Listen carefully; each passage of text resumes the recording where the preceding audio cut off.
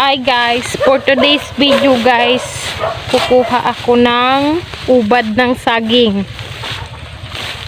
Ito na naman tayo guys, hindi ako marunong kumuha ng ubad. Ito siguro guys, oh. Ito guys, oh.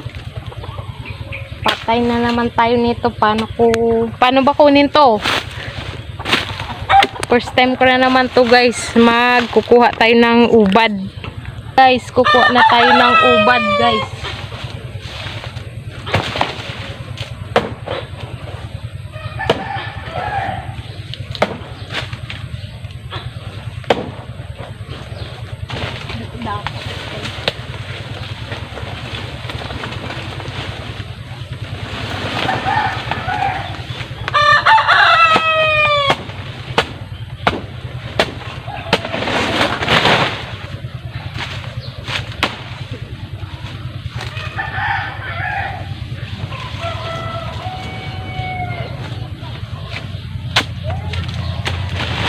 Guys, ito pala guys, so yung ubad.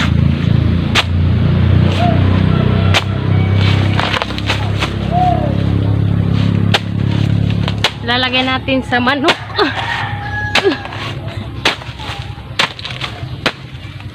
Ganto ba tamang pagbalat nito? Parang ganto eh.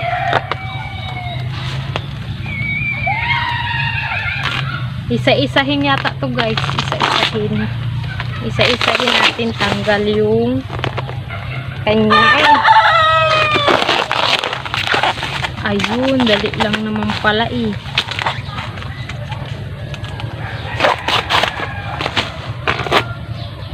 Ayan guys, nakikita na natin yung ubad. Dito kinakain nila to guys, nilalagay sa manok. Sa amin hindi kami kumakain nito sa Bicol, hindi kami kumakain nito guys. Ang ubad na may manok. Patay, ano ba itong ginukuha dito? Para naubos na yata to. Parang naubos na yata to balat guys. Aray!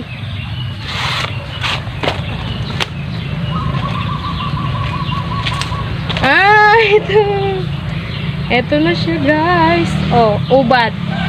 Kunin pa natin guys yung isa. Pwede pa to. Ito na guys yung isa. Lalapin natin. Ay! Yung ubad. Baka matamaan.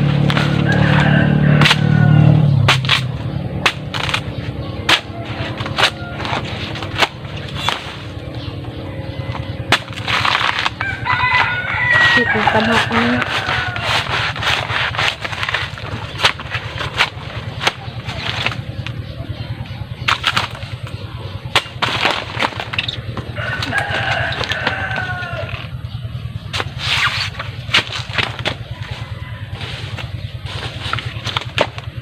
Puso na ng saging to guys, oh.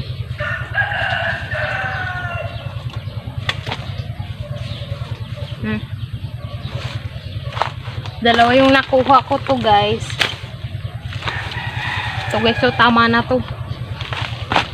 Tama na to. Ay, kapagod. Ito guys yung tinatawag na ubad. Ubad dito sa Bisaya, ubad. Guys, tingnan nyo yung daanan ko guys, so masukal para kumuha ng ubad. Andito guys yung aking manok na kakatayin, no. Lalagyan ng ubad yung ating manok. Kapulot ako ng mangga. Pag nandito ka talaga sa probinsya guys, ang dami mong makukuhang ulam na libre lang. Oh, and guys, pauwi na ako. Thank you for watching. See you for the next video.